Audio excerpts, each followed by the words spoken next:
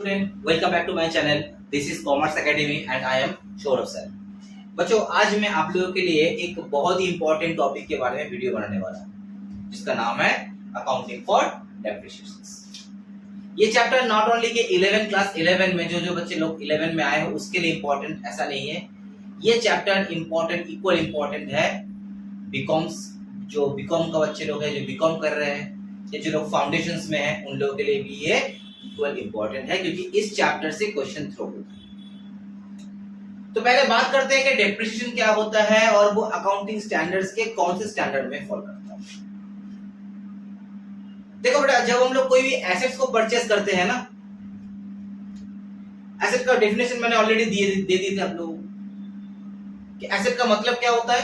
हर वो चीज जो हम परचेस करते हैं यूज करने के लिए, ना कि उसे सेल करने के लिए। उसको हम लोग यूज करेंगे और लॉन्ग टर्म बेनिफिट के लिए, लॉन्ग टर्म ड्यूरेशन के लिए उसको यूज करेंगे। तो जब भी आप कोई एसेट को परचेस करते हो तब आप उसका 100% कॉस्ट को कभी भी एज एन एक्सपेंसेस कंसीडर नहीं करते।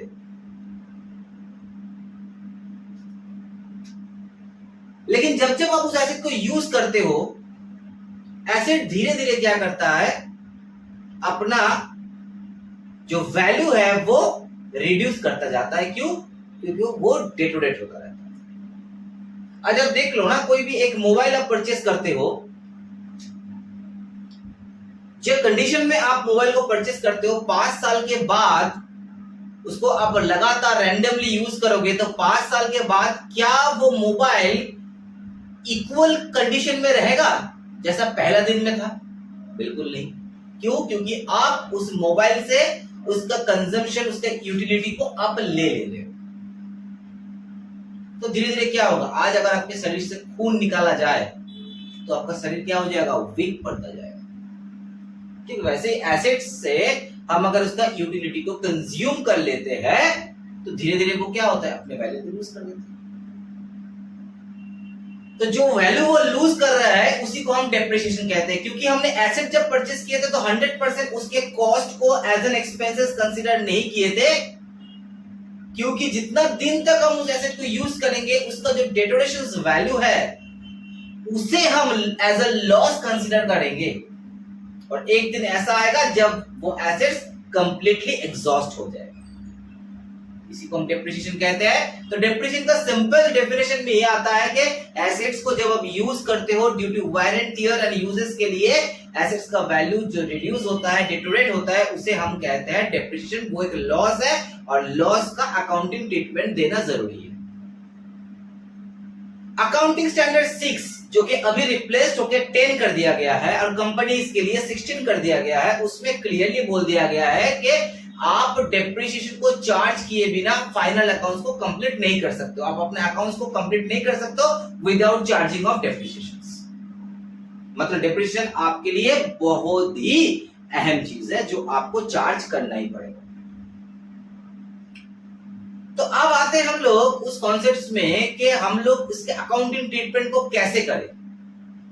भाई इतना तो समझ चुके हैं कि ये एक लॉस है जो हर साल होने वाला है और उस लॉस को हमें शो करना है। लेकिन उसका टेक्निक क्या है, अब कैसे इसका अकाउंटिंग ट्रीटमेंट करोगे? तो उसमें 2 टाइप्स का टेक्निक होता है। एक without maintaining of provision for depreciation account और maintaining of provision for depreciation account. यानी कि आप डेप्रिसिएशन को प्रोवाइड करोगे या तो चार्ज करोगे। उसका कॉन्सेप्ट मैं आपको बोर्ड में ड्रॉ करके दिखाता हूं। तो देखो यहाँ पे मैंने 2 अलग अलग पार्टीशन करवाया है, जिसमें एक मैंने लिखा है without maintaining of provision for depreciation, इसका एक हम फॉर्मेट बनाए, और एक with maintaining of provision for depreciation. मतलब ये हम अकाउंट से नहीं बना रहे, अकाउंट का टेक्निक को समझा रहे। यहाँ पे आप डेप्रिसिएशन को प्रोवाइड नहीं करोगे, सीधा चार्ज करोगे। मतलब क्या हुआ, एक छोटा सा एग्जांपल है। मान लेते हैं कि 1 जनवरी 2020 में आपने एक एसेट्स को परचेस किया। यह है आपका एसेट जिसका वैल्यू है 10,000 रुपीज। मैंने कहा है कि आप जैसे जैसे एसेट को यूज करोगे वैसे वैसे एसेट धीरे धीरे अपना वैल्यू को खोता रहेगा, डेटोरेट होता रहेगा। तो मान लो कि आपने एक साल उस एसेट को यूज किए, यानी कि 31 दिसंबर 2020 जैसे ही आया, एक साल कंप्लीट हुआ। मैं फॉर एग्जांपल जनवरी से दिसंबर ले लेता हूं अपने अकाउंटिंग ईयर को। तो जैसे ही आपका एक साल कंप्लीट हुआ वैसे ही एसेट से आप उसका यूटिलिटी को कंज्यूम कर लिए और आपको उसका डेप्रिसिएशन को चार्ज करना पड़ेगा, एसेट का वैल्यू को रिड्यूस करना पड़ेगा, क्योंकि आप वो 10,000 का एसेट तो रहा नहीं, उसका वैल्यू रिड्यूस हो गया। मैं मान लेता हूं एग्जांपल के तौर में कि आपने 2,000 रुपीज का यूटिलिटी इससे लिए। तो जैसे ही आपका एक साल कंप्लीट होता है, यानी कि 31 दिसंबर, ये एसेट क्या होता है, थोड़ा सा कम हो जाता है, ठीक है, और इसका वैल्यू हम करते हैं 8,000। तो ये जो पोर्शन आपका कट गया, ये जो पोर्शन आपका कट गया, इसी को हम कहेंगे डेप्रिसिएशन, जो कि 2,000 का हुआ। ठीक उसी तरीके से आप एक साल और इसको यूज करोगे, 31 दिसंबर 2021 में ये एसेट्स थोड़ा और कट जाएगा। तो ये जो डेप्रिसिएशन होगा वो हो जाएगा 4,000 का, क्योंकि 2,000 आपका ऑलरेडी ले चुके हो और इस साल अगेन आपने 2,000 लिए, तो टोटल 4,000 का डेप्रिसिएशन इसके ऊपर हो गया और इसका वैल्यू हो गया 6,000। ठीक उसी तरीके से एक साल अगर और बीत जाता है तब ये एसेट्स मोटा मोटी खत्म की तरफ जा रहा है, तो ये टोटल जो डेप्रिसिएशन हो गया वो मान लेते और 2,000 का डेप्रिसिएशन हो गया, तो 6,000 का आप इससे यूटिलिटी ले लिए हो। अब इसका वैल्यू जो है वो है 4,000 रह गया। तो धीरे धीरे एक समय ऐसा आएगा जब ये जीरो हो जाएगा। तो यहाँ पे आप क्या देख रहे हो, यहाँ पे आप देख पा रहे हो कि हम यहाँ पे डेप्रिसिएशन को चार्ज कर रहे हैं, उसको प्रोवाइड नहीं कर रहे हैं, मेंटेन नहीं कर रहे अलग से कोई मोबिलिटी। सीधा भाई एसेट्स को मैंने यूज किया, उससे उसका यूटिलिटी छीन लिया, तो ये एसेट्स अब कमजोर हो गया। पहला साल 10,000 का था, एक साल के बाद ये 2,000 रुपया से कमजोर हो गया, दूसरे साल इसने 4,000 रुपया से कमजोर हो गया, तीसरे साल उसने 6,000 रुपया से कमजोर हो गया, और ये जो वैल्यू आया इसे हम कहते हैं रिटन डाउन वैल्यू। पहला वैल्यू जिसे हम कहते हैं कॉस्ट वैल्यू, जिस प्राइस से आपने एसेट को परचेज किए हो। तो ये परचेज प्राइस जो है उसमें इंक्लूड रहता है इंस्टॉलेशन चार्जेस, कैरेज चार्जेस, मतलब हर वो आइटम जो उस एसेट्स को यूज करने से पहले आपने एक्सपेंड किए हो। उसके बाद जैसे ही हम डेप्रिसिएशन चार्ज करते रहे वैसे ये एसेट धीरे धीरे खत्म होते जा रहा है, इसी को हम कहते हैं डेप्रिसिएशन। और ये जो वैल्यू आ रहा है साल के एंड में इसे हम कहते हैं written down value, written down value, यानी कि वैल्यू कट के डाउन होता जा रहा है। आप देखो सेम चीज को अगर हम सेम एग्जांपल को कैरी फॉरवर्ड करते हैं, जहां पे हमने क्या लिखा है, with maintaining of provision for depreciation, मतलब आप डेप्रिसिएशन को आप चार्ज नहीं करोगे, आप उसको सीधा मेंटेन करोगे। मेंटेन करोगे मतलब आप डेप्रिसिएशन को काटोगे नहीं, एसेट के वैल्यू को आप रिड्यूस नहीं करोगे, उसे अलग से आप मेंटेन करोगे हर साल कि भाई ये है 2,000 का डेप्रिसिएशन। फिर नेक्स्ट ईयर जैसे आपका डेप्रिसिएशन और उसमें ऐड हो गया तो टोटल डेप्रिसिएशन हो गया 4,000, लेकिन आप एसेट से उसको माइनस नहीं कर रहे हो, एसेट अपनी जगह पे खड़ा रहेगा और साइड बाय साइड आप डेप्रिसिएशन को स्टोर करते जाओगे। तो एक दिन ऐसा आएगा जब आपको उस एसेट को बेचना है या जो भी करना है, आपके बुक्स में उसका कुछ अल्टरेशन होगा, उस टाइम आपको क्या करना है, जितना भी आपने स्टोर किए हुए डेप्रिसिएशन है उसको एसेट में से पहले माइनस करना है, उसको रिटन डाउन वैल्यू में लाना है और उसके बाद उसको डिस्पोज करना है। ठीक है, तो जैसे मैंने एग्जांपल को अगर कंटिन्यू करते हैं तो 1 जनवरी 2020 में आपने एसेट खरीदा तो 10,000 का एसेट्स हो गया। एक साल जैसे ही बीत गया यानी कि 31 दिसंबर 20 आपका डेप्रिसिएशन हुआ 2,000, लेकिन आप चार्ज नहीं किए, तो आपका जो एसेट्स है जैसे दिख रहा था वैसे ही दिखेगा, 10,000 का ही दिखेगा, और इसके ऊपर जो भी डेप्रिसिएशन हुआ है वो अलग से आप इसको स्टोर करते जाओगे, आप इसको चार्ज नहीं किए। उसके बाद जैसे दूसरा साल बीत गया, ठीक है, 31 दिसंबर 2021 आया, आपने अगेन डेप्रिसिएशन को चार्ज नहीं किए, आपका एसेट का वैल्यू जो है वो सेम टू सेम ही रहा और डेप्रिसिएशन जो है वो और स्टोर हो गया। पहले का साल में 2,000 था, दूसरे साल में ये बढ़ के 4,000 हो गया। ठीक उसी तरीके से 31 दिसंबर 2022 आपका एसेट जैसा था वैसे ही रहेगा और बाकायदा आपका जो एक्यूमुलेटेड डिप्रिसिएशन है वो आप 4000 से 6000। तो धीरे धीरे देखो ये जो है बक्सा ये धीरे धीरे बड़ा होता जा रहा है क्योंकि आप उसमें डिप्रिसिएशन को स्टोर करते जा रहे हो। तो बच्चों कौन से मेथड आपके लिए बेस्ट लग रहा है कि ये सीधा चार्ज कर दो ये वाला मेथड, या उसको प्रोवाइड करके रखो एक साथ बाद में चार्ज करना जब भी आप इस एसेट को अल्टर करोगे, सेल करोगे, डिस्पोज करोगे, जो भी करोगे, तो कौन सा मेथड बेस्ट है? तो अगर आप लोग बोलोगे सर ये मेथड बेस्ट है, ये मेथड बेस्ट नहीं है बेटा, ये मेथड इजी है, लेकिन बेस्ट मेथड अगर आप बोलते हो तो इस मेथड को आप बोल सकते हो क्योंकि इसमें क्या होता है आपको एसेट के कॉस्ट प्राइस के साथ साथ एक्यूमुलेटेड डिप्रिसिएशन भी शो किया जा रहा है। फॉर एग्जांपल आज अगर मान लो 2022 में आके जब आपको हम बता रहे हैं कि भाई आपके घर में एसेट कितने का है, तो सीधा आप बोल दोगे सर आज की डेट में हमारे घर में 4000 का एसेट है। अगर मैं दूसरा क्वेश्चन आपसे पूछता हूं कि भाई ये एसेट आपने कब खरीदा था और कितना वैल्यू में खरीदा था, चलो कब खरीदा था छोड़ देते हैं, कितने वैल्यू में खरीदा था और कितना डेप्रिसिएशन ऑलरेडी आप चार्ज कर दिए, तो आप क्या बोलोगे? आपको याद थोड़ी रहेगा 2022 में आके कि 2020 के 1 जनवरी में हमने इस एसेट को कितने में लिए थे, 3 साल के बाद। जरूरी नहीं है कि आप एक ही एसेट लेके अपना बिजनेस कर रहे हो, आपके पास मल्टीपल एसेट्स है। तो आपको क्या करना है, इस एसेट का कॉस्ट प्राइस जानने के लिए आपको पुराना फाइल्स वगैरह को ओपन करना है और उसमें देखना है कि भाई हम इस एसेट को कब खरीदे थे और कितने में खरीदे थे। क्योंकि ये एसेट्स, ये मेथड जो है, ये टेक्निक जो है, ये आपको हमेशा उसके एसेट का प्रेजेंट वैल्यू को WDV को शो करता है। लेकिन अगर सोचो अगर आप इस मेथड, इस टेक्निक को इस्तेमाल कर रहे हो और अगर हम हमसे पूछते हैं कि भाई आपके घर में जो एसेट्स है उसका प्रेजेंट वैल्यू क्या है, तो आप क्या बोलोगे? 10,000 का एसेट्स है, 6,000 का डिप्रिसिएशन ऑलरेडी उसके लिए एक्यूमुलेट किया हुआ है, यानी कि हमें अगर WDV जानना है, इसका प्रेजेंट वैल्यू जानना है, तो एक माइनस ही तो करना है। तो इस टेक्निक से आपके पास कॉस्ट प्राइस भी पता चल जाएगा। अगर आपसे पूछते हैं आपसे कि भाई आपने इसको कितना दाम में खरीदा था, इसको हमने 10,000 रुपया से खरीदा था, टिल द डेट 3 साल में हम इसका डिप्रिसिएशन स्टोर करके रखे हैं 6,000, तो आज का वैल्यू कितना हो जाएगा? डेफिनेटली सर 4,000, बस माइनस ही तो करना है। तो टेक्निक जो है ये सही है, इसमें आप डिप्रिसिएशन को स्टोर कर रहे हैं। अब हम इसी टेक्निक्स के ऊपर बेस करके इसका जनरल एंट्रीज दिखा देते हैं कि जनरल एंट्रीज क्या होगा। ठीक है, तो देखो अब हम लोग पहले जनरल एंट्रीज को सीखते हैं। तो जनरल एंट्रीज में क्या करना है, सबसे पहले हमें एसेट्स को परचेस करना है अंडर बोथ टेक्निक्स। ठीक है, तो सबसे पहले आप एसेट को परचेस करो। तो नंबर 1 जनरल क्या हो जाएगा? परचेस ऑफ एसेट्स, यहां पर भी सेम ही आएगा, परचेस ऑफ एसेट्स। तो एसेट्स परचेस का जनरल क्या होता है? कोई भी एसेट जो है जब हमारे पास इन होता है तो उससे हम डेबिट करते हैं और उसके अगेंस्ट में अगर हम कैश पेमेंट करते हैं तो कैश क्रेडिट या तो क्रेडिटर्स क्रेडिट। तो मान लेते हैं कि हमने कैश में एसेट को परचेस किए, तो जनरल क्या हो गया आपका बेटा? एसेट्स अकाउंट को डेबिट कर देंगे टू कैश या तो bank.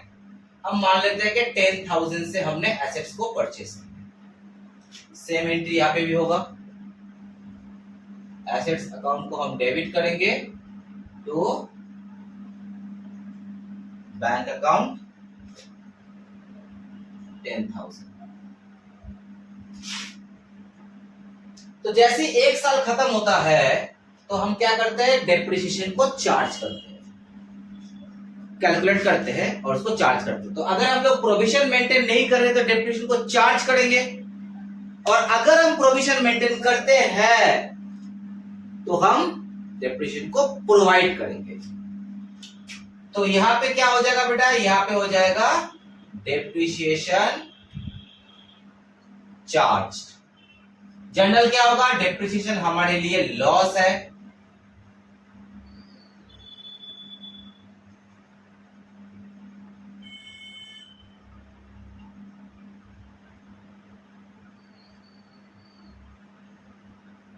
Depreciation account debit to assets account. हम मान लेते हैं कि 2,000 का हमने डेप्रिसिएशन चार्ज किया, ठीक से लिख देते हैं। लेकिन इस केस में हम क्या करेंगे बच्चों, हम यहां पे डेप्रिसिएशन को प्रोवाइड करेंगे, चार्ज नहीं करेंगे, उसको स्टोर करेंगे। तो जनरल क्या होगा, डेप्रिसिएशन अकाउंट तो डेबिट होगा क्योंकि डेप्रिसिएशन एक लॉस है, ये तो आपका डेबिट हो जाएगा। लेकिन क्रेडिट क्या होगा, यहाँ पे हमने क्रेडिट किए थे एसेट्स को, क्योंकि एसेट्स का वैल्यू वो रिड्यूस हो रहा है, एसेट्स क्रेडिट हो जा रहा है। लेकिन यहाँ पे हम क्या करेंगे, यहाँ पे तो हम एसेट में चार्ज तो करेंगे नहीं डेप्रिसिएशन को, तो क्या करेंगे, यहाँ पे डेप्रिसिएशन को स्टोर करेंगे दूसरे अकाउंट में जिसका नाम है प्रोविजन फॉर डेप्रिसिएशन या एक्यूमुलेटेड डेप्रिसिएशन अकाउंट। तो हम क्या कर रहे हैं, यहाँ प्रोविजन फॉर डेप्रिसिएशन अकाउंट, यहां पे इस डेप्रिसिएशन को स्टोर कर दे रहे हैं कि चलो भाई ये मेरा अलग अकाउंट खुल गया, यहां पे हम डेप्रिसिएशन को स्टोर कर दिए। अब मान लो कि थर्ड एंट्रीज में हमें अचानक अपने एसेट को बेचना पड़ा, कोई भी कारण से हमें एसेट को बेचना है, तो तीसरा जर्नल हो जाएगा हमारा सेल ऑफ एसेट्स। तो यहाँ पे इस टेक्निक पे हमारा जो एसेट्स है वो हमेशा उसके प्रेजेंट वैल्यू में शो करता है। देखो इसका प्रूफ यहाँ पे सामने है, एसेट्स को मैंने डेबिट किए थे 10,000 से और यहाँ पे मैंने एसेट्स को नेक्स्ट जर्नल में क्रेडिट कर दिए 2,000 से, मतलब अब एसेट जो है 8,000 का नेट डेबिट होकर रखा है। अब हम इसको बेचेंगे, तो बेचने के लिए या तो हमें 8,000 का एसेट 8,000 ही वैल्यू मिलेगा, या तो हमें कम पैसा जनरेट होगा, यानी कि लॉस हो जाएगा एसेट बेच के, या तो हम एसेट्स को ऊंचे दाम में बेचेंगे यानी कि हमें प्रॉफिट भी हो सकता है। तो हमारा जर्नल क्या हो जाएगा, जर्नल ये हो जाएगा, मान लेते हैं हमने सेल किए, तो bank account debit, PL account जो लॉस होगा उसमें डेबिट कर देंगे to assets account to PL profit को क्रेडिट। तो एक साथ पीएल डेबिट या पीएल क्रेडिट एक साथ नहीं होता, ये समझाने के लिए मैंने किया है। देखो जैसे मान लो कि आज हमारा एसेट का वैल्यू हो गया 8,000 और हम 8,000 में एसेट को बेचेंगे, यानी कि मेरे घर से 8,000 का एसेट आउट हो जाएगा और उसके बदले में हमारे घर में 8,000 का फंड जनरेट हो जाएगा, तो नो प्रॉफिट नो लॉस। लेकिन अगर मान लो कि 8,000 का एसेट जा रहा है और हमारे घर में आ रहा है केवल 7,000, तो 1,000 हमारे लिए क्या हो रहा है बच्चों, लॉस हो रहा है। लॉस क्या होता है, प्रॉफिट एंड लॉस में डेबिट हो जाता है, यानी कि 8,000 का एसेट हमने निकाल तो दिया लेकिन 7,000 का हमारे पास फंड जनरेट हुआ, तो 1,000 का लॉस हो गया। उल्टा भी तो हो सकता है, आप 8,000 का एसेट्स को 9,000 में बेचते हो, तो आपको 1,000 का फायदा हो रहा है, तो वो 1,000 कहाँ आ जाएगा, प्रॉफिट एंड लॉस में क्रेडिट हो जाएगा। तो ये सिंपल टेक्निक है भाई, आपने एसेट को डिस्पोज कर दिया। अब आते हैं जब हम लोग प्रोविजन को मेंटेन करते हैं, उस केस में सेल ऑफ एसेट्स, यहां पे हमें क्या करना है, क्योंकि हमने डेप्रिसिएशन अभी तक चार्ज नहीं किए, तो सेल करने से पहले हमें डेफिनेटली डेप्रिसिएशन को चार्ज करना है, उसके बाद ही बेचना है। तो इस केस में हमें कहा जाता है, अकाउंटिंग स्टैंडर्ड 6 हमें ये सजेस्ट करता है, सॉरी अकाउंटिंग स्टैंडर्ड 10 हो गया है, हमें ये सजेस्ट करता है कि आप या तो कोई तीसरे अकाउंट का हेल्प ले सकते हो जिसका नाम है एसेट डिस्पोजल अकाउंट, या तो आप सीधा एसेट अकाउंट से भी इसको बेच सकते हो। तो ज्यादा पॉपुलर है एसेट डिस्पोजल अकाउंट, मतलब हमारा एसेट जो है वो अभी कॉस्ट प्राइस में शो हो रहा है, जिस दाम से हमने खरीदे थे 5 साल के बाद सेम वैल्यू में ही वो शो हो रहा है, और उसके अगेंस्ट पे जितना भी डेप्रिसिएशन हो चुका है वो हम अलग अकाउंट में स्टोर किए हैं। अब जरूरी नहीं कि हम एक ही एसेट यूज कर रहे हैं, हम 10 एसेट खरीदे हैं और 10 अलग अलग डेट में खरीदे हैं, तो सबका ही जो डेप्रिसिएशन है हम एक जगह में स्टोर किए हैं, जिसका नाम है प्रोविजन फॉर डेप्रिसिएशन। हम क्या करेंगे, अब उसमें से जिस एसेट को बेचेंगे उसका जितना भी डेप्रिसिएशन अभी तक स्टोर हो चुका है उसको भी प्रोविजन फॉर डेप्रिसिएशन अकाउंट से निकालेंगे और एसेट्स को टोटल एसेट में से निकालेंगे, क्योंकि इसको बेचना है ना, तो इसको अलग ट्रीटमेंट देंगे, अलग जगह लेके जाएंगे। तो जितना भी एसेट्स है उसमें से जो एसेट को बेचेंगे उसको बाहर निकाल के ले जाएंगे, और उसके केस में जितना भी प्रोविजन फॉर डेप्रिसिएशन जमा हो चुका है उसमें से उस प्रोविजन को हम बाहर लेके जाएंगे और उसके बाद उसको चार्ज करेंगे, उसके बाद बेचेंगे। तो इसके लिए हमें एसेट डिस्पोजल अकाउंट का हेल्प लेना पड़ेगा, या तो हम सीधा डेप्रिसिएशन को एसेट्स अकाउंट में ले आएंगे, चार्ज करेंगे और वहां से सीधा बेच देंगे। तो ज्यादा पॉपुलर है डिस्पोजल अकाउंट, तो हम डिस्पोजल अकाउंट का ही यहाँ पे आपको एंट्री दिखाते हैं। तो अभी हमको क्या करना है, इस एसेट्स को लेके जाना है डिस्पोजल अकाउंट। तो जनरल क्या हो जाएगा, एसेट अभी मेरे पास डेबिट में खड़ा है, तो इसको अगर कहीं ले जाना है, आउट करना है, तो इसे क्रेडिट करना पड़ेगा। तो जनरल क्या हो जाएगा, एसेट्स डिस्पोजल अकाउंट को डेबिट करेंगे टू एसेट्स अकाउंट। 10,000 का हम एसेट्स को डिस्पोजल अकाउंट में लेके चले गए। और यहाँ पे हमने प्रोविजन फॉर डेप्रिसिएशन कितना स्टोर करके रखे, 2,000। अब इसको भी तो बाहर लेके जाना है, तो कौन से अकाउंट में ले जाएंगे, जो अकाउंट हमने ओपन किया एसेट डिस्पोजल अकाउंट में। तो अब प्रोविजन फॉर डेप्रिसिएशन मेरे लिए क्या है बच्चों, क्रेडिट में है। तो अब उसको अगर कहीं लेके जाना है तो उसको क्या करना है, डेबिट करना है।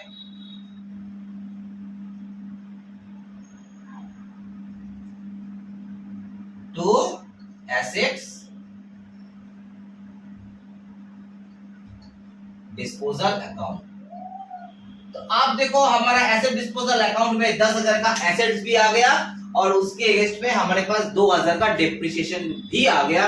तो अब ये एसेट जो है 8,000 वैल्यू का शो हो रहा है। अब हम इसको बेचेंगे तो बेचने का एंट्री सेम ही रहेगा। बैंक अकाउंट को हम यहाँ पे डेबिट किए थे, यहां पर भी डेबिट कर देंगे। प्रॉफिट एंड लॉस अकाउंट को डेबिट किए थे, अगर लॉस होता है तो यहां पर भी डेबिट करेंगे। लेकिन उसके बाद यहाँ पे क्रेडिट किए थे एसेट अकाउंट। अब एसेट अकाउंट में तो कुछ एसेट रहा नहीं, इसको कहां लेके आ गए, एसेट डिस्पोजल अकाउंट में लेके आए। मतलब अब बेचेंगे जो है वो एसेट डिस्पोजल अकाउंट के थ्रू बेचेंगे। तो क्रेडिट में हो जाएगा एसेट डिस्पोजल अकाउंट, और अगर लॉस होता है, प्रॉफिट होता है तो वो टू पीएल। तो अब हमारा एसेट डिस्पोजल अकाउंट कितना में शो हो रहा है, 8,000 में।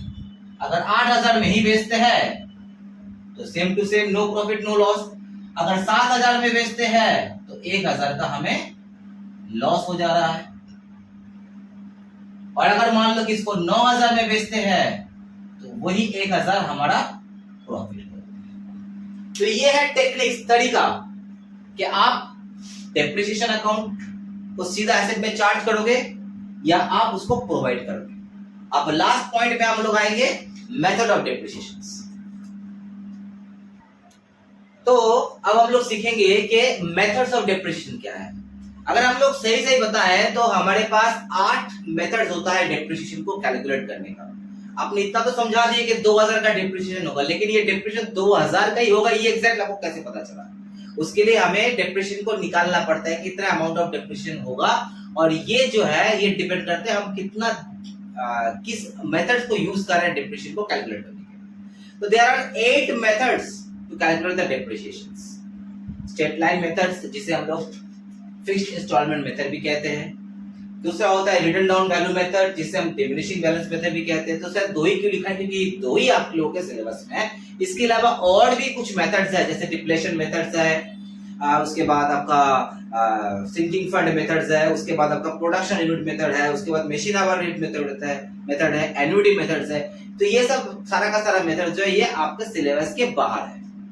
आपको बस एसएलएम मेथड यानी कि स्ट्रेट लाइन मेथड और डब्ल्यूडीवीएम मेथड यानी कि रिटर्न डाउन वैल्यू मेथड ही सीखना। बात करते हैं स्ट्रेट लाइन मेथड्स के लिए। स्ट्रेट लाइन मेथड का मतलब क्या होता है, स्ट्रेट लाइन मेथड या फिक्स्ड इंस्टॉलमेंट मेथड। मतलब आपका डेप्रिसिएशन अमाउंट जो है वो फिक्स रहेगा, एक ही अमाउंट फिक्स रहेगा जो एवरी ईयर आप चार्ज करते रहोगे, subject to the number of month of uses.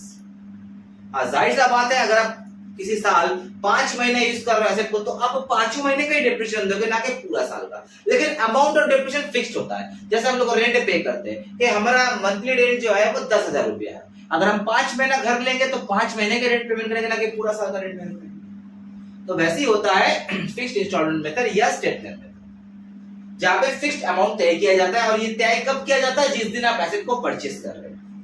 कैसे तय करेंगे सर, सिंपल लॉजिक है। अगर मान लेते हैं कि आपने 5,000 का तो मोबाइल खरीदा, मिलता नहीं आजकल के जमाने में, लेकिन फिर भी हम मान लेते हैं कि आपने 5,000 का एक मोबाइल परचेस किया। तो मोबाइल का दुकानदार आपको कहा कि भाई इसको बिंदास 5 साल चला सकते हो। तो 5,000 का डिवाइस अगर 5 साल चलता है तो साल में हम 1000 रुपया का यूटिलिटी उस डिवाइस से ले रहे हैं, तो वही होगा उसका डेप्रिसिएशन, अमाउंट ऑफ डेप्रिसिएशन। अब पहला साल अगर आपने 6 महीने यूज किए होंगे तो आप 1000 के बदले में 500 रुपए के डेप्रिसिएशन दिखाओगे, वो अलग बात है। लेकिन यहाँ पे स्ट्रेट लाइन मेथड में या फिक्स्ड इंस्टॉलमेंट मेथड में हम डेप्रिसिएशन को कैलकुलेट कैसे करते हैं, उसके यूजफुल लाइफ से उस एसेट का कॉस्ट प्राइस को डिवाइड करते हैं। तो कॉस्ट प्राइस का मतलब क्या हुआ? कॉस्ट प्राइस का मतलब हुआ not only the purchase price, not only the purchase price, उसमें इंक्लूड्स रहता है installation charges, renovated garage invert charges, जो भी, मतलब उस एसेट्स को जब तक आप यूज नहीं कर पाओगे तब तक उसके पीछे जितना भी आप खर्चा करोगे वो सारा का सारा जो है उस एसेट्स के कॉस्ट में इंक्लूड हो जाएगा, अदर देन रिपेयरिंग चार्जेस। क्यों? अरे भाई नया एसेट खरीद रहे हो, कोई थोड़ी इसको रिपेयर करके लाएगा। लेकिन हाँ, अगर एसेट सेकेंड हैंड हुआ तो रिपेयरिंग कॉस्ट भी कॉस्ट ऑफ एसेट्स में इंक्लूड है। ठीक है, तो यहाँ पे हम लोग अमाउंट ऑफ डेप्रिसिएशन को कैसे निकालेंगे? इसके लिए हमारे पास दो तरीका है। तरीका नंबर 1 कि इफ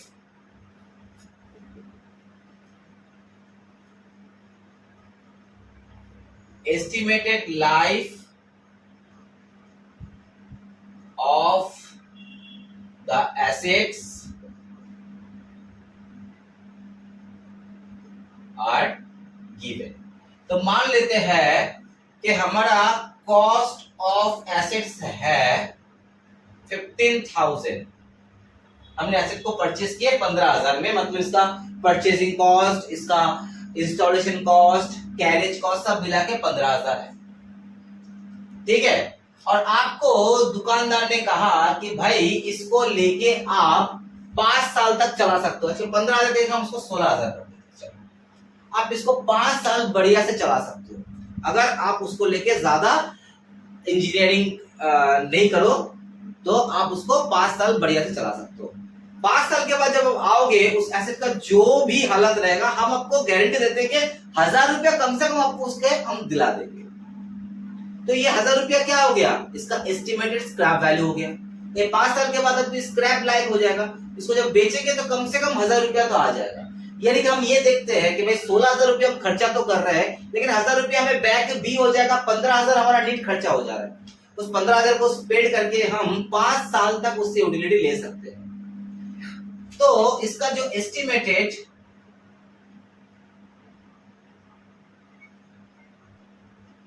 स्क्रैप वैल्यू है वो है 1000 रुपीज, और इसका एस्टिमेटेड लाइफ है 5 इयर्स। तो हमारा एनुअल डेप्रिसिएशन कितना हो जाएगा? एनुअल डेप्रिसिएशन हो जाएगा 16,000, यानी कि cost price minus estimated scrap value. इसको पहले हम लिख देते हैं, cost price minus estimated scrap value divided by estimated life. यानी कि एज पर माय एग्जांपल 16,000 में अपने एसेट्स को परचेज किए हो, उसमें 1,000 आपका माइनस हो जा रहा है क्योंकि एस्टिमेटेड स्क्रैप वैल्यू है, यानी कि 15,000 आपका नेट कॉस्ट हुआ, और 5 साल आपका चलेगा, यानी कि साल में 3,000 का आप इससे कंजम्पशन ले सकते हो, यूटिलिटी कंज्यूम कर सकते हो। दूसरा तरीका क्या होता है? अगर आपके पास रेट ऑफ डेप्रिसिएशन दिया हुआ है, मतलब एस्टिमेटेड लाइफ नहीं दिया हुआ है, if rate of depreciation are given, आपके पास डेप्रिसिएशन का रेट दिया हुआ है, तो सीधा क्या करोगे आप? कॉस्ट प्राइस के ऊपर उस रेट को चार्ज करोगे। ठीक है, मान लेते हैं आपका कॉस्ट प्राइस जो है वो है 16,000 और आपका ROD यानी कि रेट ऑफ डेप्रिसिएशन जो है वो है 10% या 20%, मान लेते हैं 20% है। तो सीधा क्या करोगे? आपका जो एनुअल डेप्रिसिएशन है वो कितना हो जाएगा बच्चा? वो 16,000 के ऊपर 20% यानी कि 3,200 करके एवरी ईयर हो जाएगा। यहाँ पे आपको स्क्रैप वैल्यू वगैरह लेस करने का जरूरत नहीं है, ये सिंपल है। और उससे भी सिंपल है ये WDVM मेथड। यहाँ पे क्या होता है, यहाँ पे अमाउंट फिक्स नहीं रहता है। जैसे यहाँ पे अमाउंट फिक्स हो गया कि आप हर साल 3000 या तो 3200 करके ही डिप्रेशन चार्ज करोगे। हाँ, आप अगर 6 महीने यूज किए तो आप उसको आधा कर दोगे। आप अगर उसको 3/4 करते हो, मतलब आप उसमें पूरा 12 महीने में आप केवल 9 महीने यूज करते हो तो आप उसको सीधा 3/4 कर दोगे। ऐसे करके आप चलोगे, क्योंकि आपका amount of depression annually fixed है। लेकिन यहाँ पे आपका क्या है, यहाँ पे आपका डिप्रेशन का रेट जो है वो फिक्स्ड है, अमाउंट आपका फिक्स नहीं है।